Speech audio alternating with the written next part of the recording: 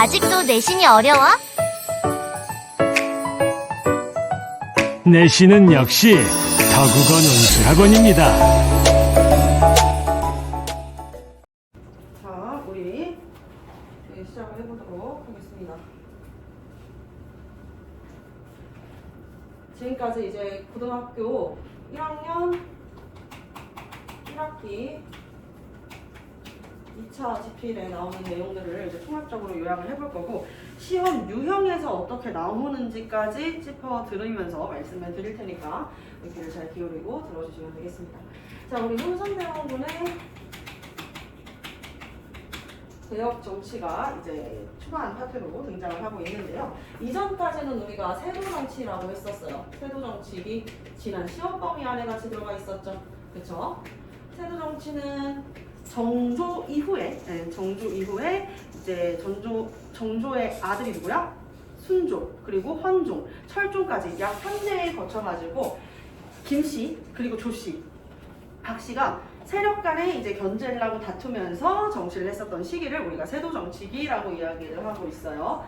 자, 세도 정치 이후에 이제 고종이 왕이 오르게 되는데, 고종이 아직 나이가 어렸기 때문에 아버지가 이제 수령 참정을 한다고 했었잖아요. 그쵸? 그 통치 기간이 1863년부터 1873년까지, 즉 10년간 통치를 했었다라고 보면 되겠습니다. 흥선대원군이 했었던 업적들은 일단 첫 번째 세도 정치를 척결해요. 세도 정치 정산. 그래서 안동 김씨들한테 굉장히 본때를 보여주죠. 선생님의 정규 수업을 들은 친구들은 기억을 하겠죠. 겨울방학 특강을 듣고 한 친구들은 기억을 하겠지만, 흥선대원군은 일부러 바보인 척을 했었다라고 이야기를 했어요. 안동 김씨들이 자기를 좀 일부러 더 하찮게 느낄 수 있도록. 그래서 별명이 상갓집의 개라는 별명이 붙었었다라고 이야기를 했었죠. 자, 그래서 이 흥선대원군의 아들을 일부러 이제 이 세조 가문들은 잘됐다 싶어가지고 왕에 올렸는데, 그때부터 표정이 또 싹 달라지는 모습이 나타나는 것입니다. 자, 세조 정치를 척결한다. 전국에 있었던 약 700여 개의 서원부터 정리를 하는데요. 서원을 47개만 남겨두고 모두 철폐합니다. 모두 정리를 합니다.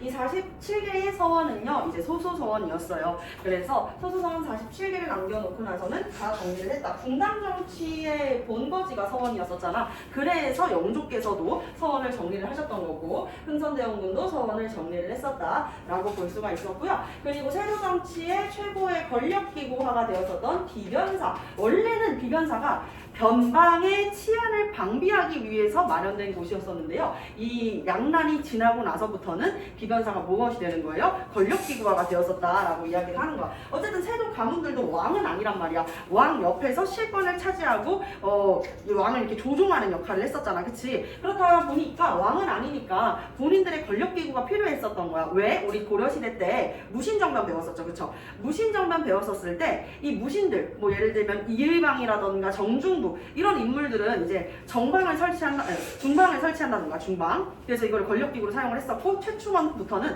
최씨 무신집권 때부터는 교정도감을 이제 설치를 해가지고 권력기구로 사용을 했던 것처럼 이들만의 권력기구의 역할을 했었던 게 비변사였어. 그래서 이 비변사를 폐지하게 된다라고 볼 수가 있겠습니다. 비변사를 폐지하는 모습까지 같이 이해를 해볼 수가 있겠다. 그래서 세도정치 청산의 모습들이 여기에 이렇게 나와 있습니다. 또 안동 김씨 세도가문 축출해냈었고요. 그래서 세조정치를 청산했고, 세조정치 때 세금을 내는 제도가 굉장히 문란해진다라고 이야기를 했어요. 그쵸? 세금을 수취하는 이 세금 수취 제도가 굉장히 문란해지는데, 그게 바로 산정의 문란이었었지. 산정의 문란을 바로잡는다. 산정의 문란을 바로잡는다. 그래서 이걸 수취제도 개편이라고 해요. 수취체제 개편이라고 이야기를 하고 있습니다. 그래서 전정, 분정, 환정. 원래는 한국인데 당연히 내야 되는 세금이 되게 되면서부터는 이제 우리가 환곡이라고 부르게 되었었다라고 이야기를 했었죠. 전정은 말 그대로 전자예요. 토지에 대한 세금이죠. 이 토지에 대한 세금이 굉장히 문란해졌었다라고 해서 전정의 문란이라고 했는데 이 전정의 문란을 어떻게 해서 바로 잡았을까요? 전정의 문란, 내가 가지고 있는 토지는 실제로 그만큼이 아닌데 내가 실제로 보유하고 있는 토지보다 더 많다라고 측정을 하게 하면서 더 많은 세금을 걷었었단 말이야. 그래서 어떻게 했었다? 토지 조사 사업을 하게 된다. 토지 조사 사업, 우리가 이것을 양전산업이라고도 합니다. 양전사업. 자, 그리고 군정 같이 한번 볼게요. 군정은요, 군포를 내는 것인데 우리 영조께서 군포를 1년에 2필씩 냈었던 이 군포를 한 필로 시원하게 탕감을 해줬었잖아요. 이걸 뭐라 그래요? 영정법이라고 이야기를 해요. 이 영정법을 어떻게 했었다? 영정법이면 그냥 영정법대로 그냥 잘 지키면 되잖아. 근데 죽은 사람한테도 군포를 늘리거나 아니면은 이제 어린 16세가 아직 되지 않은 어린 아이들한테도 군포를 내게 하고 혹은 이제 군포를 내기 싫어가지고 도망을 치게 되면은 도망친 사람한테 이 옆집의 이웃들한테 혹은 이제 혈연관계한테도 군포를 내게 만들었었단 말이죠. 그래서 이것을 어떻게 하게 된다? 가가 호보 집집마다 군포를 내라라고 해가지고 호포제를 실시해요. 500년의 조선 역사에서 최초로 양반들한테까지 세금을 물린 것이 바로 호포제가 되겠습니다.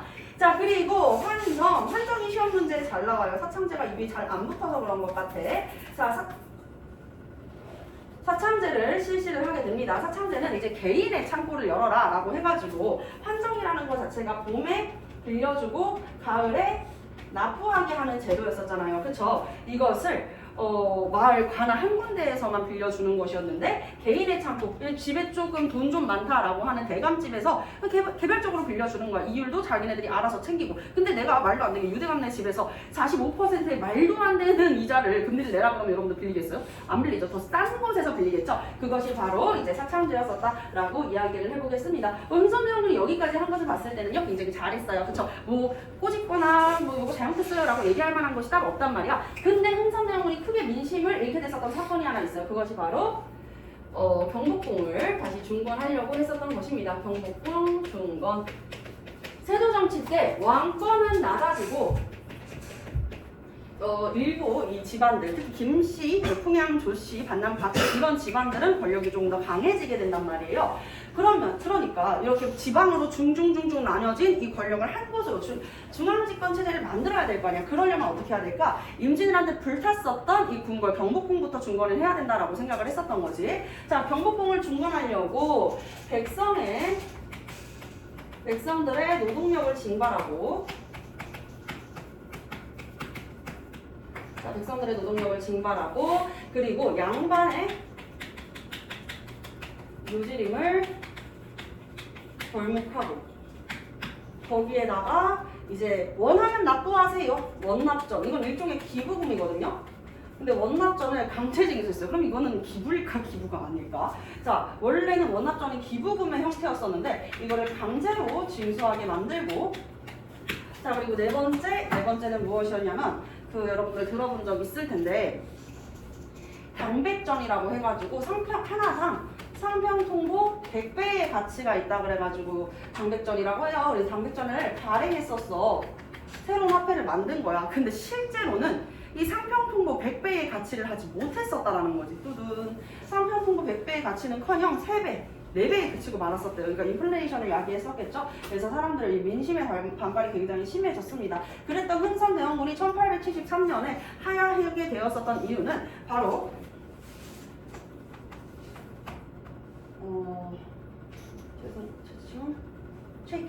최익현 면함 최익현 선생님이 상소를 올렸기 때문입니다. 이제는 조선께서 직접 친정을 할 것을 이야기했었던 인물입니다. 이항로 선생님의 제자이기도 했었어요. 자, 그렇게 여기 흥선대원군의 정치 제도에 대해서 정리를 해봤고요. 자, 이거는 흥선대원군 당시의 외세의 침입이야. 외세의 침입 기간은 1866년부터 1871년까지 약 5년에 걸쳤었던 일들을 정리하는데 이 시기 맞추는 문제가 여러분들 학교에서 굉장히 많이 등장한다는 것을 꼭 인지를 해주셔야 되겠습니다. 자, 외세의 침입 첫 번째 병인박해로 시작을 해요. 병인박해 그리고 병인박해 다음에 제너럴 셔먼홍 사건 그리고 병인양용, 오페르트, 도굴미수 사건, 그리고 신미양용, 석합이, 건립.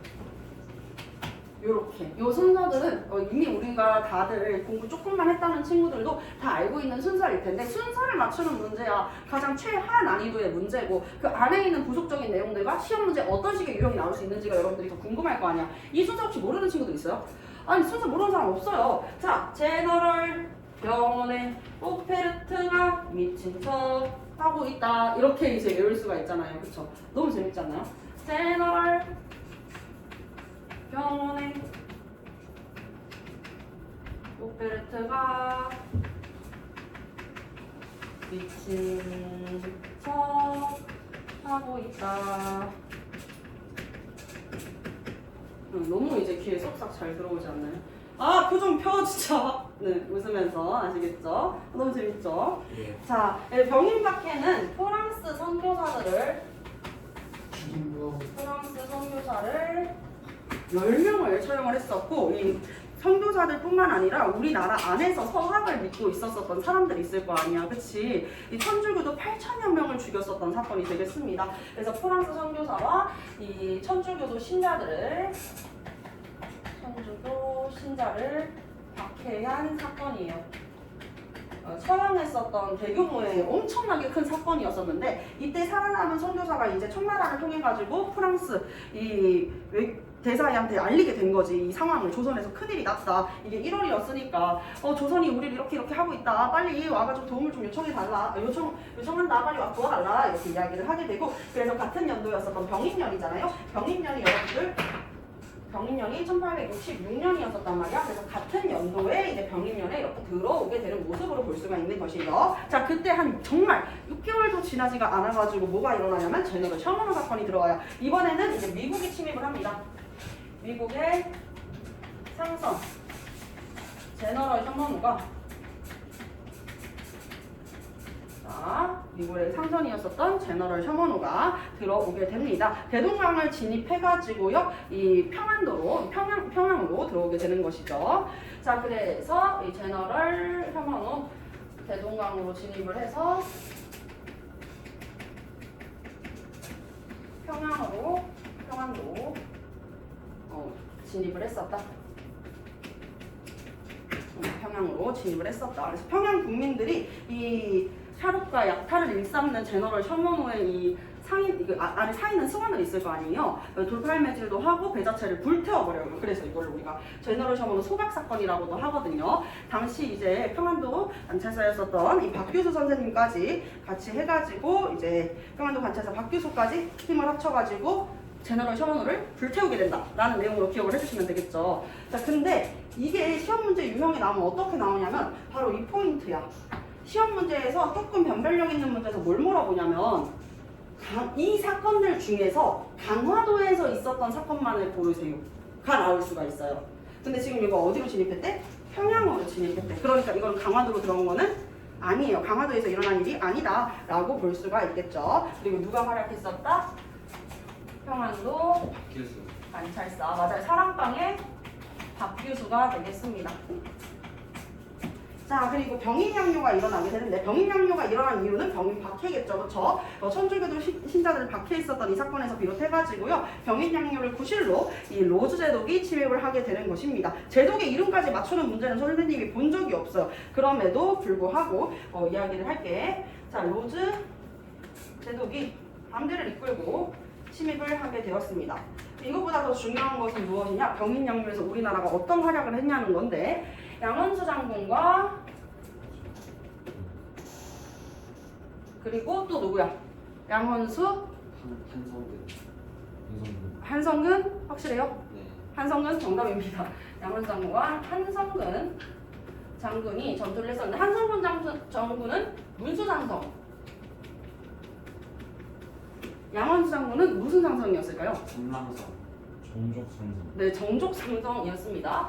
정족상성에서 침입을 막아내게 된다. 그래서 선생님은 한문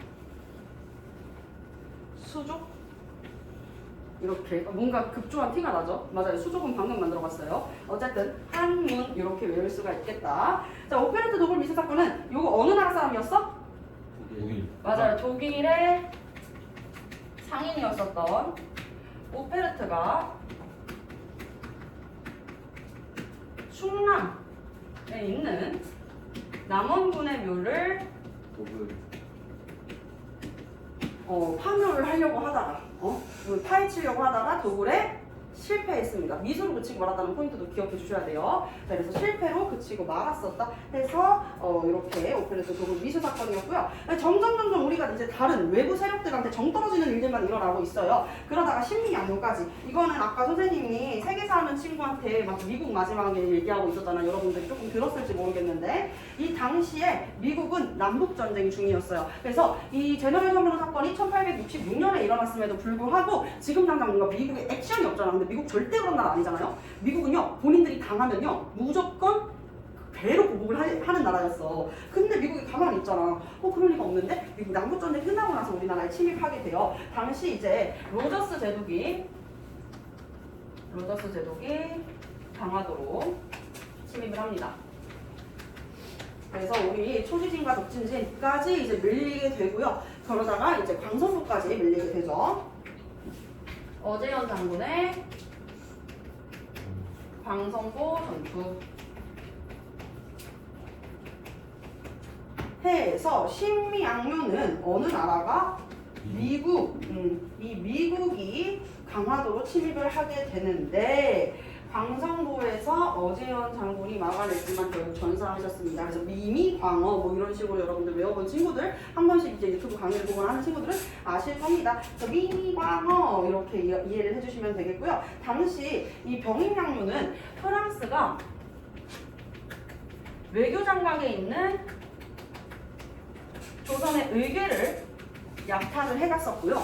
이 신미양요 때는 미국이 어제현 장군의 장군을 나타내는 수 자기를 약탈을 해갖고 우리나라가 이제 대여하는 형식으로 방한을 해오게 되는 것입니다.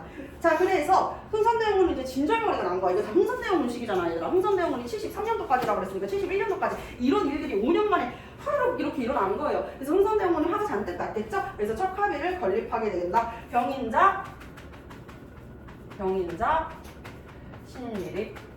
병인년에 시작해서 신민년에 세운다 라고 이야기하는 거야. 우리 병인년에 있었던 일들 절대 잊지 말자. 주화는 곧 무엇이다? 매국이다. 주화매국이라고 이야기를 해요. 나라가 다른 나라랑 하친을 주장하는 것은 무엇이래? 나라를 팔아먹는 일이래. 그래서 주화매국이라고 이야기를 하면서 우리나라는 다른 나라랑 뭐하지 않겠다. 수교하지 않겠다. 여기 이때부터 시작됐었던 정치가 바로 쇄국 정치가 되겠습니다. 쇄국 정치, 나라가 약해진다가 아니라 어떻게 한대? 문호를 봉쇄한대. 그렇기 때문에 다른 나라랑 친하게 지내지 않겠다, 수교하지 않겠다라고 이야기를 하게 되는 것이죠. 여기까지 이해되셨을까요? 자, 여기까지 이해가 되셨다면은 우리나라가 다른 나라랑 수교를 해야 된다. 한마디로 수통상을 해야 된다. 그래서 통상 개화론이 있었고 이 시기에 통상 개화론이 있었고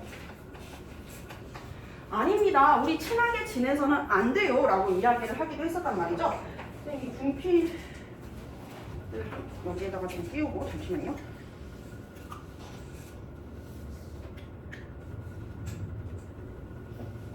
벌레. 잡아.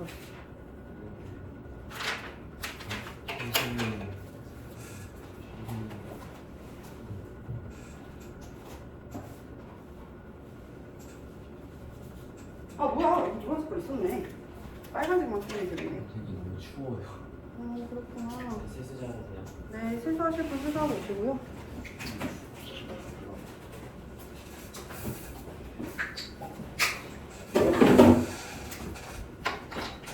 자, 그리고 통상기화론과 위정척사운동. 위정척사운동 으로 나누어서 여러분들 봐주시면 되겠습니다. 위정척사운동은요 60년대,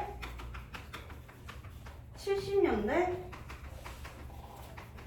80년대로 나눌 수 있고 통상 개괄호는 지금 우리 위정축사운동 세 가지로 나눴잖아 얘들아. 그쵸? 통상 개괄호는 세 명의 인물을 기억을 해주시면 되겠어요.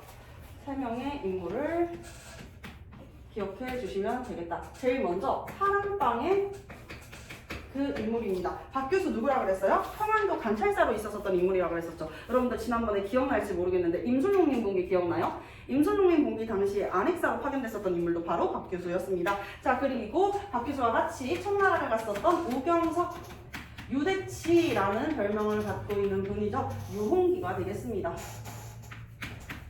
자, 이렇게 박규수, 오경석, 유형기 세 명의 인물 기억해 주시면 되겠고, 위정척사 운동도요, 우리가 이 시기별로 인물들을 기억을 해 주셔야 된다는 거.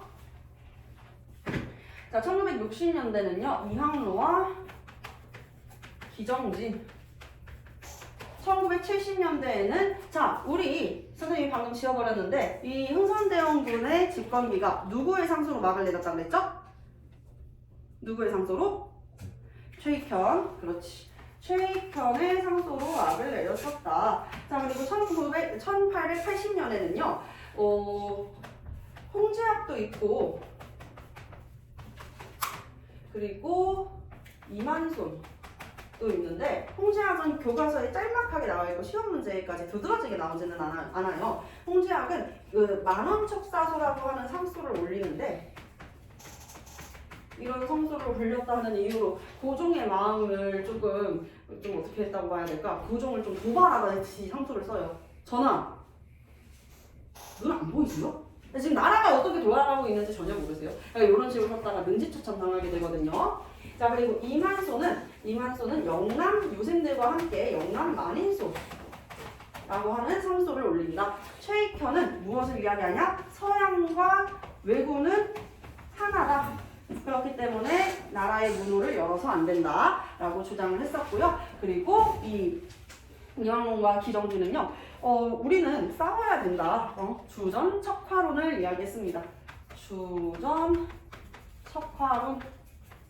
전쟁을 주장하고 화친을 배척하자라고 이야기를 했었던 것이고요. 자, 박규수 같은 경우에는 이때 이제 통상개화로는 세국 정치에 대해 가지고 아니다, 우리 나라의 문호를 열자라고 얘기하는 게 바로 통상개화론이야. 그런데 위정척사운동은 안 된다. 우리 뭐 해야 된다? 다른 나라랑 친하게 지내고 이렇게 나라의 문호를 쉽게 열어줘서는 안 된다라고 이야기를 했었던 것이거든요. 여기에다가 이제 정리를 해봤고, 자, 박규수 같은 경우에는요, 열한 박지원 선생님의 손자였습니다. 손자로 이제 청나라에 가가지고 양모운동을 보게 되는데, 양모운동 여러분들 중학교 2학년 때 시험 범위에 다 한 번씩은 나왔을 거예요. 바로 청나라가 이 아편전쟁으로 힘이 쇠퇴하게 됐을 때 영국과 프랑스의 힘을 보고 우리도 무엇을 하자? 아, 서양의 문물은 받아들이는데 우리 중국의 체제는 그대로 두자라고 해서 중체서용이라고 해. 중체서용이라고 이야기를 한다. 선생님이 영상 찍을 때 사담을 잘 안 하는데 나라면 내가 무슨 얘기를 하고 있는지 만약에 모르겠다면 나라면 적겠어. 그래서 칠판에 있는 내용만 달달이 시험 전에 볼 것 같아. 그냥 가만히 듣는 게 아니라. 네, 그럼 주세요. 주변에 친구한테 얘기를 해야 되지 않을까? 내가 지금 영상을 찍고 있고 수업을 하는데 내가 갔다 올 일은 아닌 것 같고. 자, 그래서 이렇게 중체서용을 이야기를 하는 것이죠. 중국의 체제는 그대로 두고 서양의 친식, 문화, 기술만 수용을 하자라고 이야기를 하는 거야. 그래서 요거는 어떻게 보면 급진적이라기보다는 온건하게 개발을 하려고 이야기를 한 것이죠. 자, 이 양모운동을 목격을 합니다. 본 다음에는 무슨 생각을 하는 거야? 우리도 이렇게 한국, 즉 조선의 체제는 그대로 두고 어떻게 하자? 문호를 개방을 해야 되겠다라고 해가지고 문호 개방의 필요성에 대해서 이야기를 하게 된다라고 볼 수가 있겠습니다. 자, 오경석 같은 경우에는요, 같이 이제 이 박규수와 청나라로 갔다 오게 됩니다. 청나라를 갔다 오게 되면서 책들을 가지고 오게 되는데, 청에서 해국도지, 그리고 영환지략과 같은 책들을 이제 수입을 해가지고 오게 되는 것이죠. 청나라에 갔다가 돌아오게 된다. 수입을 한다. 개화사상에 영향을 미친 인물이라고 볼 수가 있겠습니다. 자, 그리고 유형기도 마찬가지로 여러분들 이 의관이었어요. 중인이고 백예정승이라고도 불렸었던 인물인데 이 인물도 이제 개화사상을 품게 되는 인물이었었다. 이 정도로 정리를 해두면 되겠고, 자, 지금 선생님이 이걸 미리 적어놓고 시작을 했었던 게 무엇이냐면 이런 이야기가 대두가 되면서 우리도 나라의 문호를 열고 그러면서 나라의 문호를 막상 열어보니까 반대하는 이 세력들 왜 반대를 이야기했는지 그거를 채워넣으면서 얘기를 해주려고 해요. 자, 그래서 선생님이 여기 옆으로 가가지고 설명을 드려보겠습니다.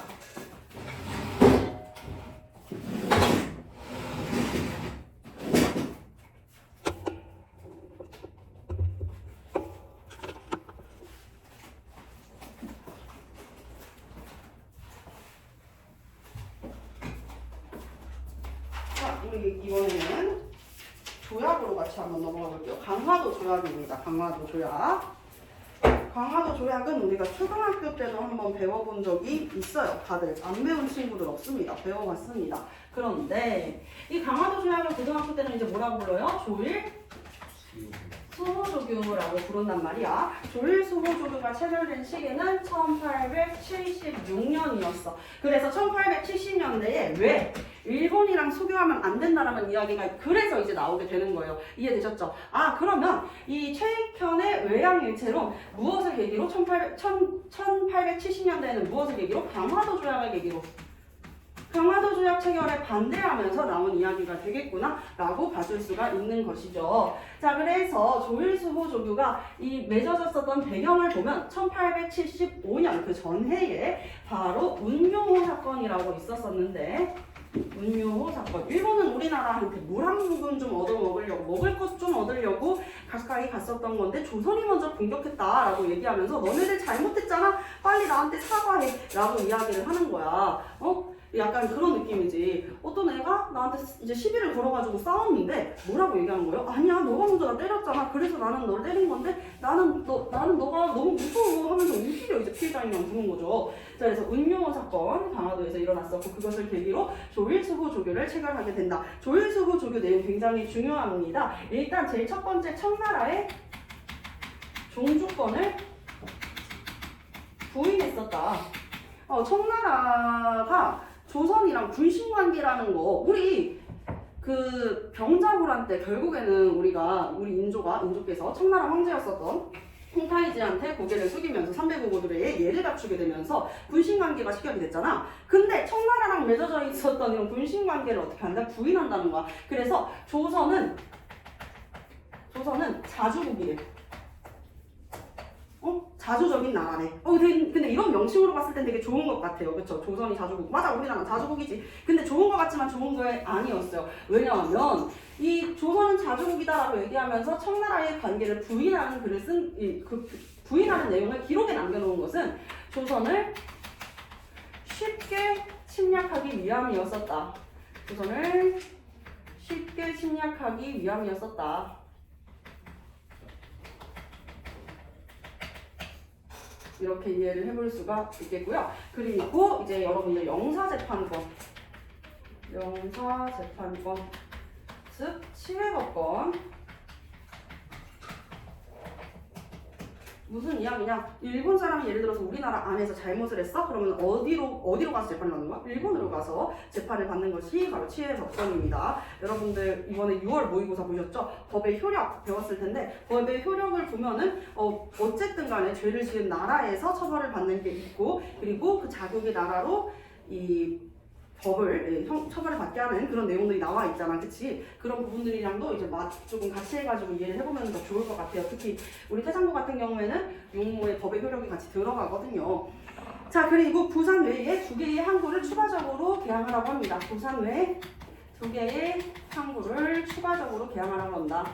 추가 개항이 되겠습니다. 그래서 제일 먼저 열었었던 것은 부산. 그 다음에 열었던 건 어디라고 그랬지? 인천. 딴데 원산. 원산. 군사죠.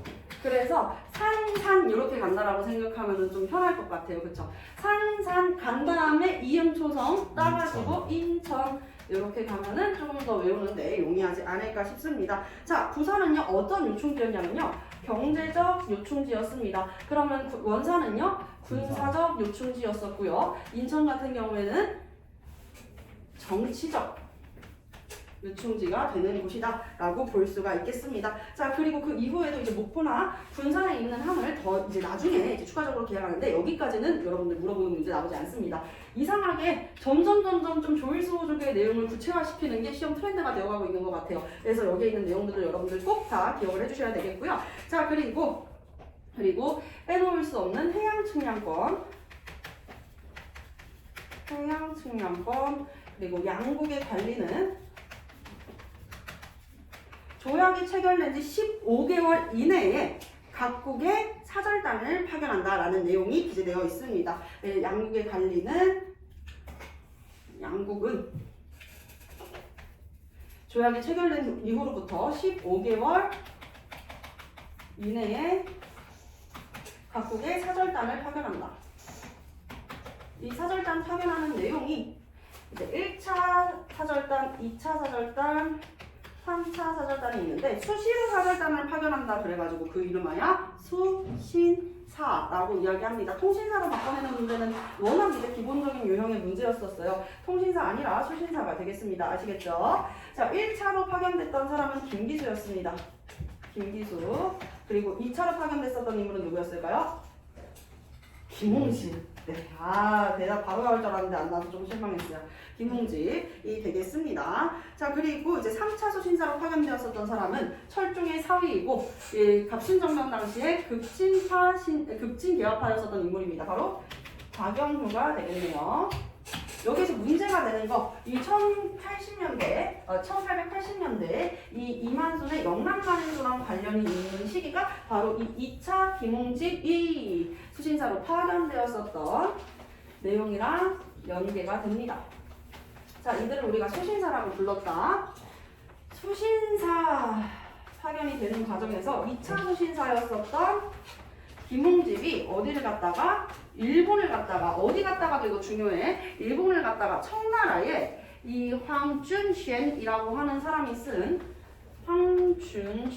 황준헌의 조선 책략을 보고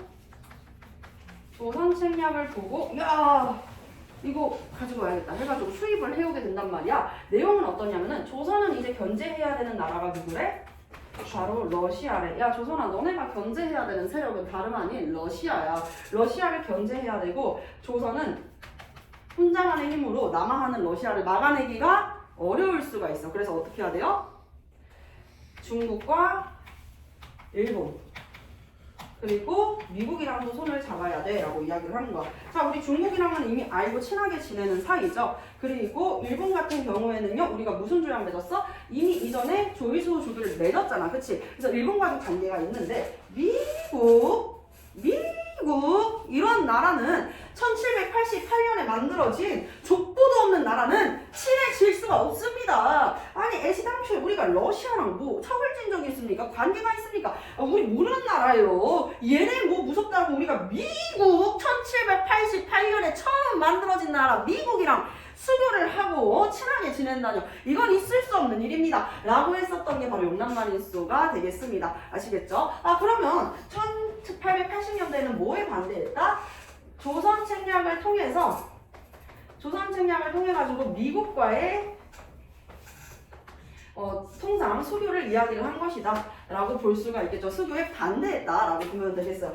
생각보다 반대하는 요생들이 되게 많았었단 말이야. 근데 고종께서는요 이 반대하는 상소를요 다 귀담아 듣지 않으셨습니다. 고종은 오히려 그래? 그럼 우리 미국이랑도 친하게 지내야 되지 않을까 라고 생각을 하게 돼. 그러면서 체결하는 조약이 뭐예요? 바로 그렇지, 조미수호 통상조약이 되겠습니다. 조미수호 통상 조약이 된다라고 해가지고 미국이랑도 조약을 체결하게 되는 것이죠. 자, 그래서 일어난 배경이 2차 수신사로 파견된 김홍집이 조선 책략을 들고 왔다. 조선 책략을 들고 왔다. 그래서 이 조선 책략을 유포하게 되자 이만손을 비롯한 영남의 요생들은요 반대하게 된다라고 볼 수 있겠죠. 이거에 반대하면서 이만손 비롯한 영남 유생들이 영남 만인수를 올리게 된다. 즉 미국과 통상을 찬성하는 거야 반대하는 거야? 반대하는 말이 되겠습니다. 그럼에도 불구하고 결국에는 조약이 체결이 되었습니다. 조약의 내용은 이제 청나라가 가운데서 알선을 해준단 말이에요. 청나라 입장에서는요 지금 입꼬리가 비직비직 올라가거든요. 그 이유가 뭐냐면 청나라는 이것부터 지금 굉장히 이제 좀 마음에 안 들어. 아니 조선을 자주공인이라고 명시를 해가지고 국제사회한테 조선이 우리와 이제 군주와 신하의 관계라는 군신관계라고 하는 내용을 이제 인정받지 못하면 어떡하지? 라는 생각들이 들었었단 말이야. 근데 이제 지금 우리가 쓴 조선 책략 때문에 얘네들이 미국과 조약을 맺어. 야 미국은 우리가 좀 알아. 조선아 미국은 우리가 좀 아니까 형만 믿어. 하면서 이제 손잡고 끌고 가는 거야. 그래서 청나라가 알선을 해주겠대. 그래서 조미수 통상 조약을 이제 하겠다는 거야. 이때 여러분들 청나라는 국기가 있었어. 우리 아직 국기 없어요. 조선시대라서. 조선시대 국기가 없잖아. 그쵸? 국기라는 개념이 없었는데 청나라에서는 이미 용이 이러고 있는 모양의 용 모양의 용기를 사용하고 있었는데요. 용의 색깔은 당연히 청나라니까 청색이었겠죠. 그쵸? 자 근데 우리는 국기가 없으니까 야 원래 다른 나라랑 조약 맺을 때 국기는 필수! 그러니까 너네들도 빨리 용기 색깔만 바꿔가지고 너네들은 노란색이 좋겠다. 노란색으로 해가지고 어떻게 용기 좀 만들어 볼까? 이렇게 얘기했는데 우리가 거절해요. 싫어.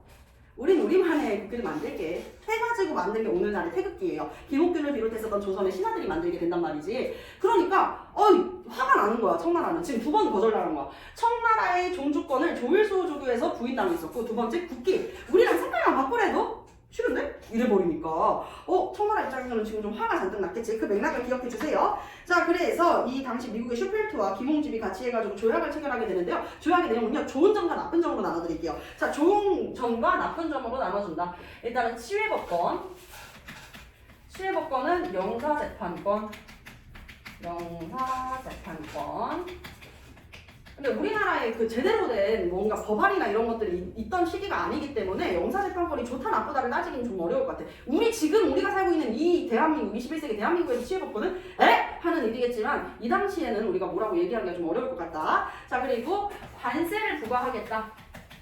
근데 관세 부과하는 거 당연한 거 아니에요? 이따가 선생님이 옆에다가 따로 좀 적어줄 건데 굉장히 어이없는 이제 무역 조항들을 체결한단 말이죠. 자 관세를 부과하겠다. 그리고 거중 조정 해주겠다. 자 거중 조정은 여러분들 시험범위 거의 마지막 끝에머리에 들어가 있는데 여러분들 미국이랑 일본이 비밀 조약 맺은 거 알죠? 가스라테프트리아를 통해 가지고 이 거중 조정은 사실상 명실상부 이름만 존재하고 내용은 존재하지 않는 것이나 다름이 없다라고 볼 수가 있겠습니다. 자 마이너스가 되는 게 이게 최악의 마이너스인데 바로 최혜국 대우가 되겠네요. 최혜국 대우가 되겠습니다. 나는 졸면 안 깨울 거야. 알겠지?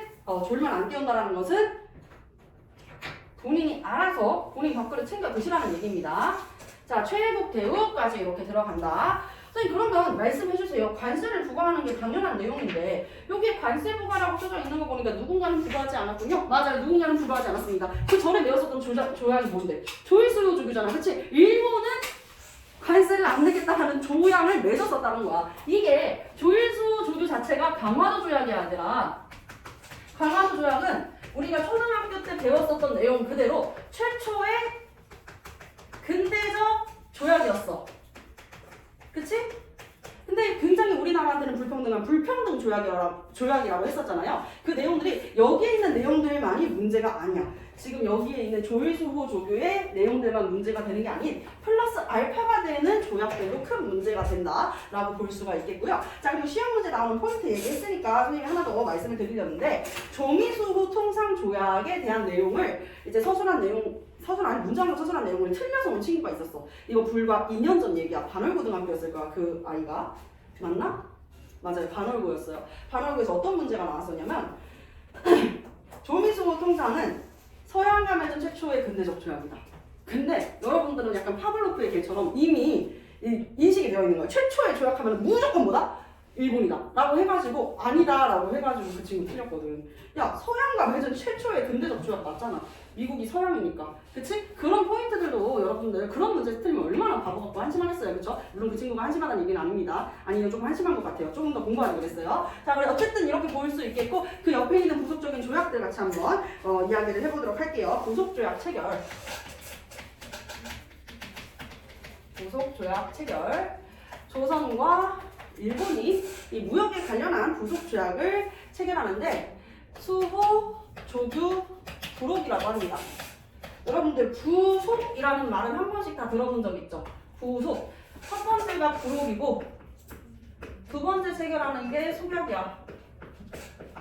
이거 순서 맞추는 문제가 등장을 한다 그랬을 때 헷갈리지 말고 맞춰주자는 거예요. 아시겠죠? 부록이 이 조일수호조교 맺어지면서 소격은 나중에 소개를 하겠지만 아직 나오진 않았다. 자, 그래서 조일수호조교 부록을 보면 일본의 거류민, 혹시 이 의자 누군지 알 수 있을까? 혹시 이 의자 소리 나는 친구 혹시 바꿔줄 수 있을까요? 아, 네, 감사합니다. 본인 의자라는 걸 인지하고 있어서 너무 다행이라고 생각해요. 감사합니다. 자, 그래서 같이 이어서 가면 일본 거류민의 거주 지역을 설정한다. 이걸 우리가 간행이정이라고 해요. 뭐라고요? 간행이정이라고 한다고. 이 간행이정을 정해놓는데 간행이정은 딱 심리로 정해놓습니다. 심리 넘어가서 발정난다. 이 심리는요 1, 2당 4km 정도 되잖아. 그치? 4.3km니까 약 43km 정도로 딱 정해놓는 거예요. 계항장으로부터 43km로 정해놓는다. 아무 데서나 이제 일본 사람들이 우리나라에 와가지고 살 수 없으니까 계항장으로부터 심리까지로 정해놓게 되었었던 거 이렇게 이해를 해주시면 되겠고요. 자, 계항장에 일본의 화폐 유통을 허용합니다. 이런 내용들 기억을 해주시면 되겠어요. 자, 그리고 일본 외교관의 여행 가능 이런 내용들은 생략해 보도록 할게요. 자, 이게 이제 맺었었던 추가적인 부속조약의 첫 번째 부록의 내용이 되고 또 하나가 더 있어요. 바로 조선과 일본이 이제 진짜 무역에 관련한 내용을 이야기하거든요. 조일 무역 규칙입니다. 진짜 중요합니다. 자, 이 조일 무역 규칙은 산무 세 개가 없어요. 그래서 산무조약이라고 해도 과언이 아닙니다. 무엇이 없냐면 일단 일본의 수출입 상품에 대한 무관세 그리고 일본 정부 소속의 선박한테는요 정착해 있으면 항세도 내야 될 거 아니야. 여러분들 그거 알아? 그 인천공항까지 갈 때 운전해서 가면 얼마나 좋겠어, 그치? 여러분들 제주도 뭐 세계 여행, 뭐 해외 여행 가본 적 있잖아요. 그때 우리 대부분은요 집에 차가 있는데도 뭐예요? 공항버스 타고 가요. 그렇지 않아? 공항버스 타고 가잖아. 나도 제주도 갈 때 공항버스 타고 갔어. 근데 공항버스를 타고 가. 왜? 우리 자강 탄 다음에 그냥 운전공항 옆에 주차하면 되잖아. 주차비 비싸잖아요. 그쵸? 이거는 법원도 마찬가지야. 그래서 법원에서 그런 안내말도 있다면 오늘 구속될 것 같으신 분들은 차 빼놓으라고. 왜냐면 구속된 다음에 진짜 6개월 있다가 나왔어. 주차비 폭탄 맞는다고 몇 천만 원씩 나온다고 그러잖아요. 이렇게 한 군데에 정착해 있는 거 주차의 개념인 거야. 이게 배로만 바꾸면 돼. 배가 정착해 있으면요 정착해 있는 주차하는 것에 대한 돈을 내야 될 거 아니야. 그치? 근데 일본 정부 내에 소속되어 있는 선박 같은 경우에는 항구에 대한 세금도 내지 않는다. 무항세. 와, 항구에 대한 세금도 안 내? 진짜 대단한데? 자, 그리고 세 번째는 밑에다가 쓸게요. 자, 세 번째는요, 무제한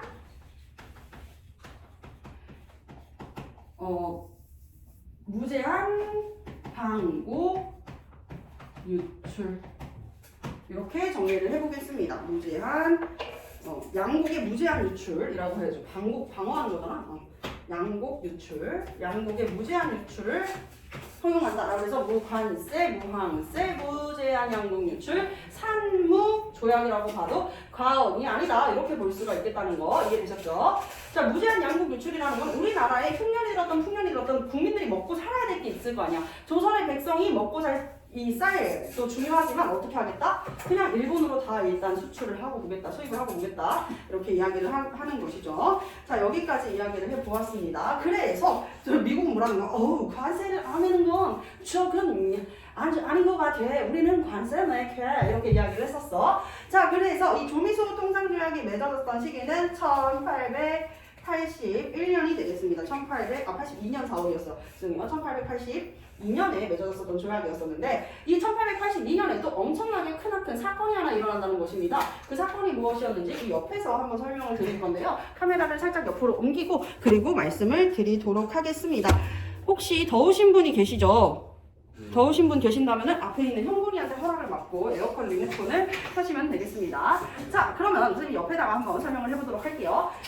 여기 조미소 통상조약 책을 냈었던 1880년대, 80년대 일어난 큰 사건은 딱 2개 있어. 자, 뭐라고? 80년대 일어난 큼지막한 사건은 몇 개 있다고? 2개 있다고. 자, 2개 시기별로 정리해준다. 82년, 84년. 잘 들어! 82년은 이모군란,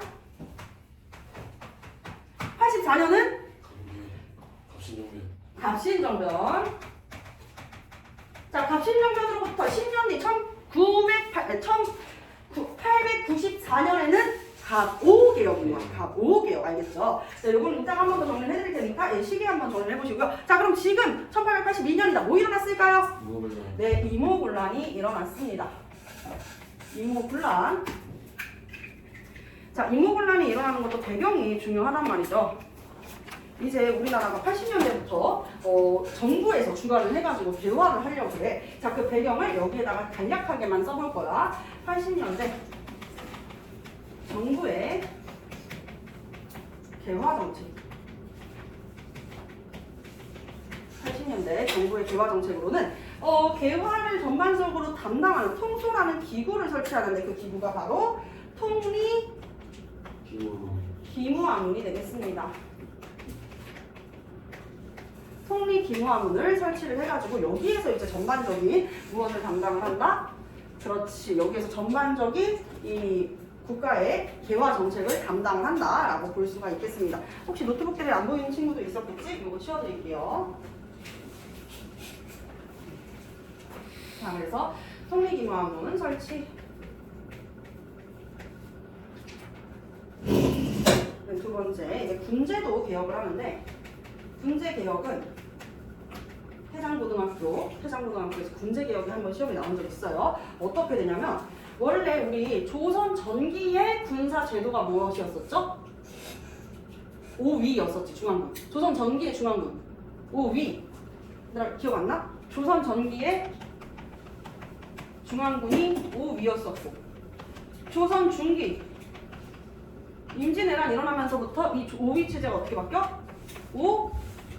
5군형으로 바뀌잖아. 그치? 5군형은 직업군인이야. 본인이 군대 가고 싶으면 갈 수 있는 거야. 그치? 근데 5위까지는 다 어떻게 해야 됐었어? 무조건 16세 이상의 성인 남자들은 다 가야 됐어. 60세 미만까지의 남자들은 다 가야 됐었지만 이렇게 정리를 시켜가지고 이야기를 해볼 수가 있겠다. 자, 근데 이 군제개혁 잘 보세요.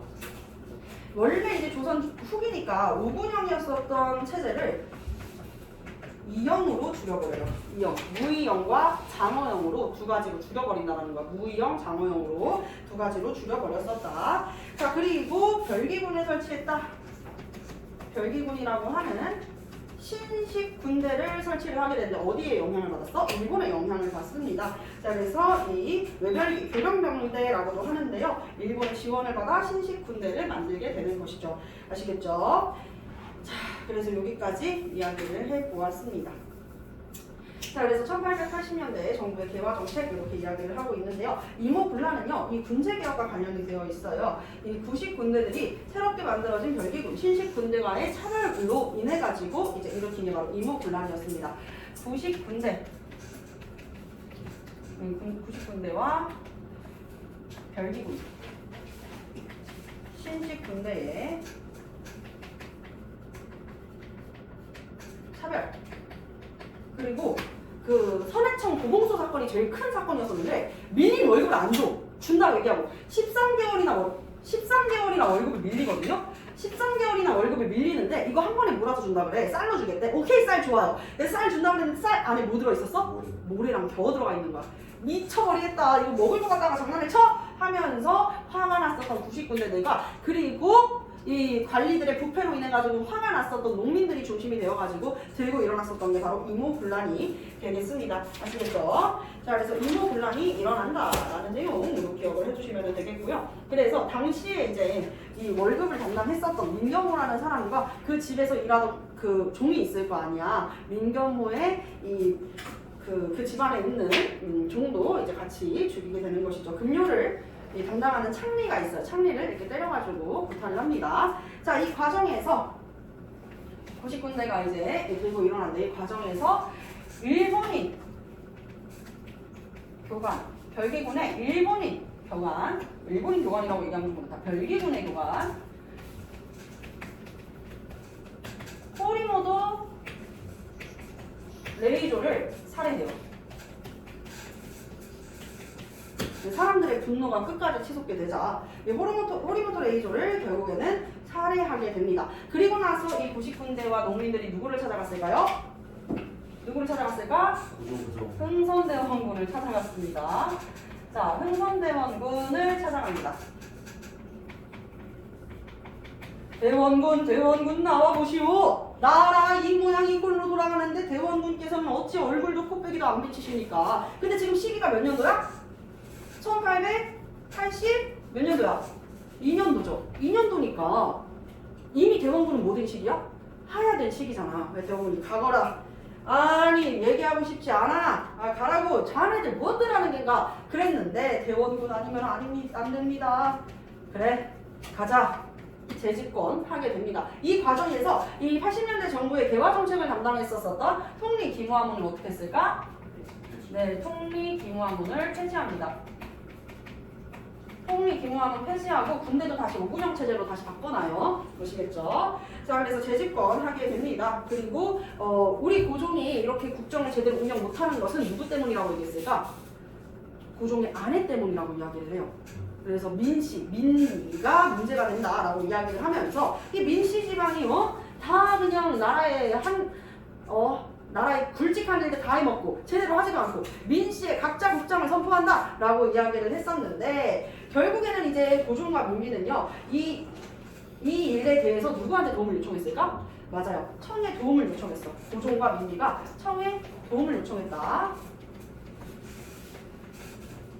자, 청나라의 도움을 요청하게 되자 청나라는 군대를 보내오게 됩니다. 그래서 청의 군대가 분란을 진압하고 잠깐만 근데 이런 일들이 이렇게까지 일어나는 것에 대해 가지고 내가 봤을 때는 누가 문제인 것 같아? 대원군이 제일 문제인 것 같은 거야. 그래서 이 흥선대원군을 청으로 압송하게 됩니다. 사실 얘들아 청나라는 누구보다도 이 순간만을 기다려왔어. 그 이유가 무엇이었을까? 청나라가 간절하게 이 순간만을 기다려온 이유는 봐봐.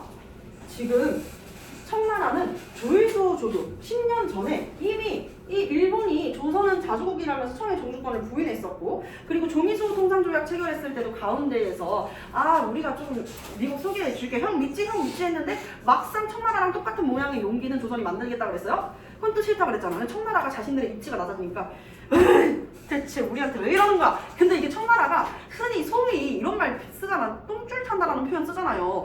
뭔가 이게 초조했을 때 그런 말 하는 거잖아. 이렇게 청나라가 막 똥줄 타듯이 초조하듯이 하고 있었던 이유는 무엇이냐면 1840년에 청나라는 크게 한 방 맞아.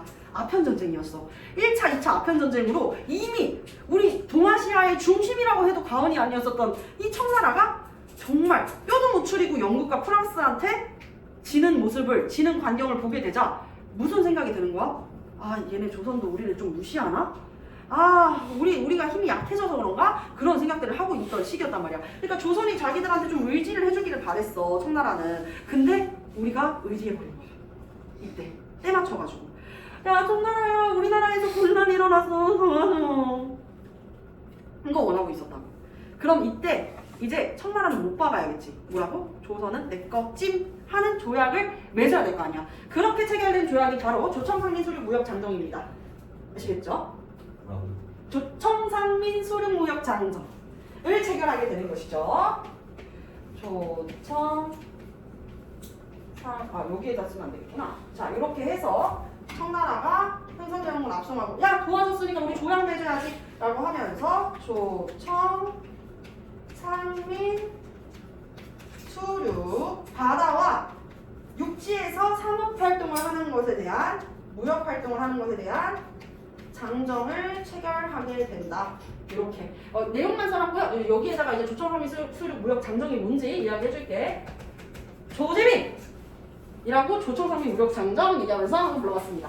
조청상민 수륙 무역 장정 체결하게 된다라고 하면서 내용 같이 한번 보고 우리 갑신정변까지만 하고 살짝 쉬어볼 거니까요. 조금만 힘내십시오. 아시겠죠? 제 선생님 잠깐 안 보여요. 메롱. 자, 조청상민 수륙 무역 장정을 체결하게 된다 라고 이야기를 해주는데 자, 그래서 청나라는 조선이 아니다. 주어가 바뀌어야겠다.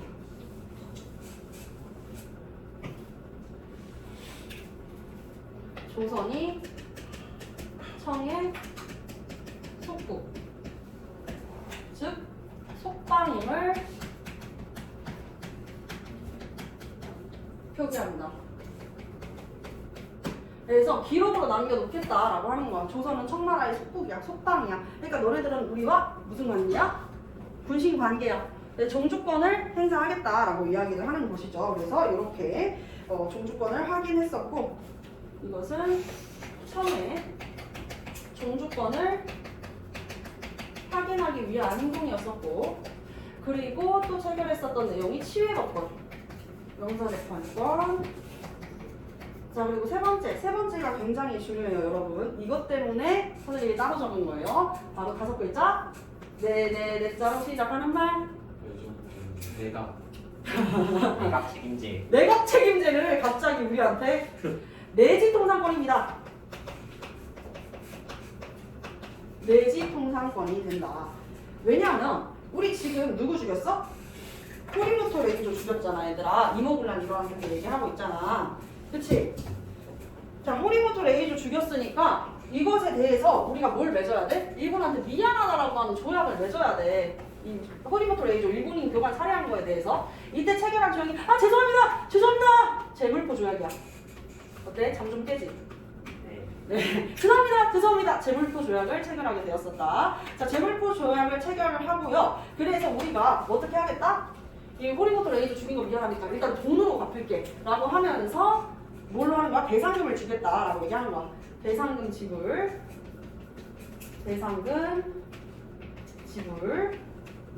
에다가 하나 더. 일본이 조선 무섭다. 우리가 너네 뭐 믿고 뭐 할 수 있겠냐라고 얘기하니까 일본 공사관에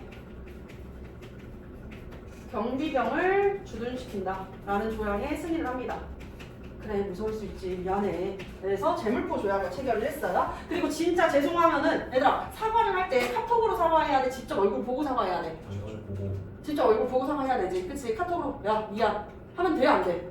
안 되잖아, 그치? 대화의 경륜을 떠올려봐, 얘들아. 자, 그래서 우리도 얼굴 직접 보고 사과를 해야 될 거 아니야. 그래서 오라는 거야. 와서 사과라는 거야. 3차 소신사로 누가 파견됐다? 박영무가 파견이 됐다. 3차 소신사로 박영무가 파견이 되었었다 라는 내용. 근데 재물포 조약 체결한 다음에 이제 일본은 야, 우리 조약 하나 더 맺어야 되지 않을까? 이걸로는 조금 부족한 것 같은데? 라고 하면서 체결을 얘기했었던 게 조일, 수호, 조규, 속약이야. 이 조약이 조청상민수륙 무역 장정보다도 더 먼저 체결되었었어. 자, 요 조약 내용이 가장 웃깁니다. 뭐냐면 간해기정이 뭐였어? 일본 거류민의 거주지역을 얘기한 거였었잖아. 계양장으로부터 면리, 쉼리라고 정해놓은 거를 면리로 늘린다? 50리로 늘린다. 50리로 확대한다. 그리고 이 간행이정을 2년 뒤에는 100리로 확대한다. 그러니까 100리면은 400km인데요, 여러분. 443km 정도 되는 건데요. 안 가는 곳이 없다라는 얘기예요. 거의 그렇잖아. 자, 이렇게 해서 일본은 조금씩 조선 안에 침입을 하려고 하는.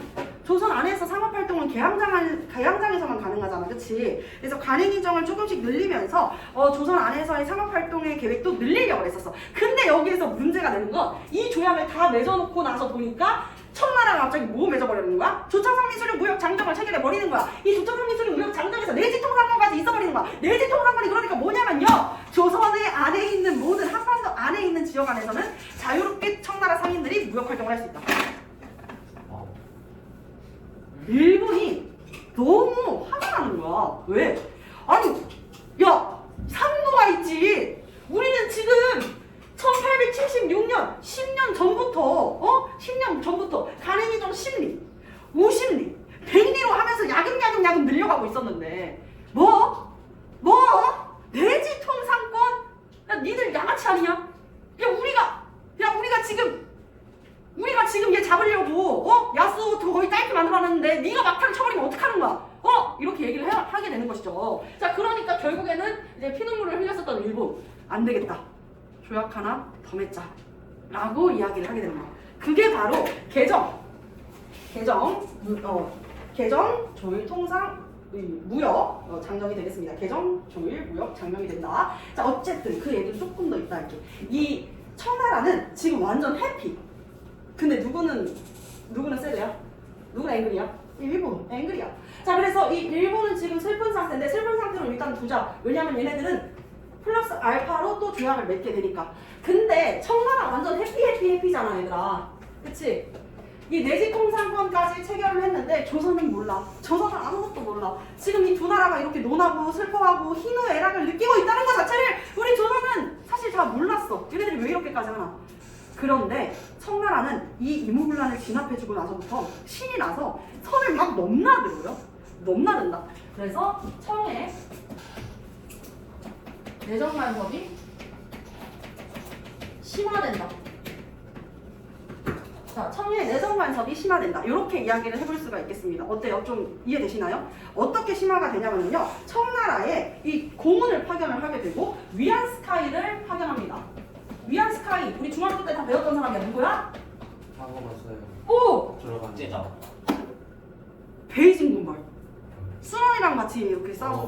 맞아요. 그쵸, 기억나죠, 그쵸. 그래서 베이징 군벌이었었던 이 위안스카이를, 원색이라고 하죠. 이 위안스카이를 청의 위안스카이의 청군을, 청나라 군대를 조선에 주둔시킨다.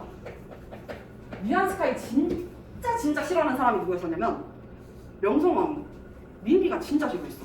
왜냐면 위안스카이가 이제 어떤 내용으로 조선에 온지를 알고 있을 거 아니야, 그치? 그러니까 이미 거동거리가 그냥 막 하면서 막 이렇게 하면서 궁녀들을 그렇게 겁탈했대요. 궁녀는 누구의 여자야? 왕의 여자잖아, 그치? 근데 막 궁녀들을 막 함부로 겁탈하고 막 행패 부리고 주정 부리고 하니까 명성황후가 속으로 야만인 계속 그런 생각들을 했었대. 근데 이때 그녀의 마음에 진짜로 이제 마른 마음에 촉촉한 시트러스 향처럼 싹 스민 이가 있었으니 그 사람이 바로 이 러시아에서 온 사람들, 러시아 안에 외교고문이나 아니면 우리가 흔히 알고 있는 외교관 있죠. 이 외교관으로 파견된 사람들은 대부분 젠틀하고 막 엄청 이제 젠틀맨 이상의 표현이 없네요. 자, 젠틀하게 막 얘기도 하고 좋아하는 커피도 막 가져오고 막 그러니까 청나라랑은 완전 다른 거야. 그래서 민비가 이때 청에 대한 마음이 살짝 내려가 있었던 시기였었다라고 볼 수가 있겠죠. 자, 그리고 청군을 조선에 주둔시키고 고문을 파견한다. 이때 파견하는 게 외교고문과 재정고문, 자, 외교고문과 그리고 정치고문. 정치고문은 마젠창, 마건충, 그리고 외교는 멜렌도르프. 멜렌도르프는 독일 사람입니다. 그래서 멜렌도르프 외교관, 그리고 마젠창은 마건충.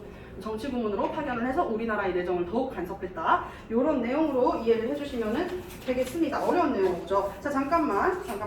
그리고 나서 개정 조율 통상 장정 체결했었다고 그랬잖아요. 그쵸? 자, 일본은 지금 세드 너무 슬프다고 그랬잖아. 그치? 그래서 체결하는 게 개정 조율 통상 장정이었던 거야.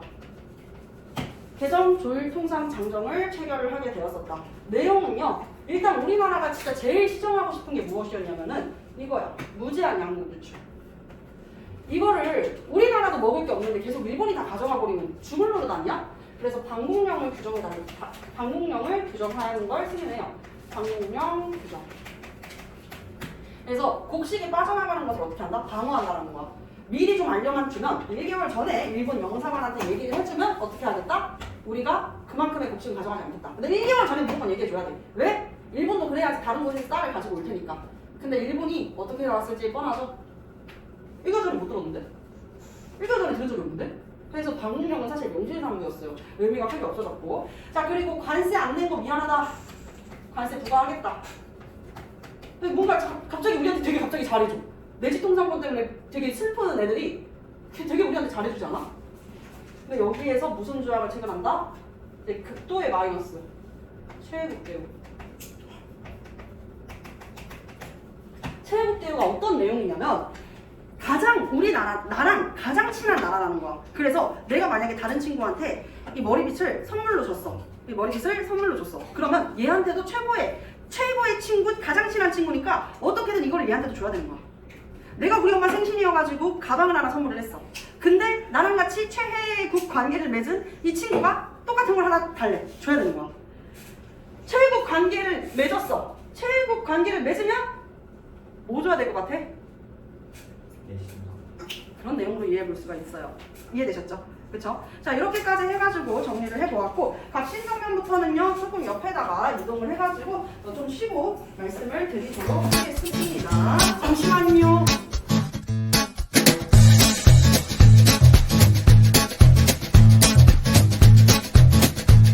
학원으로 전화 주세요.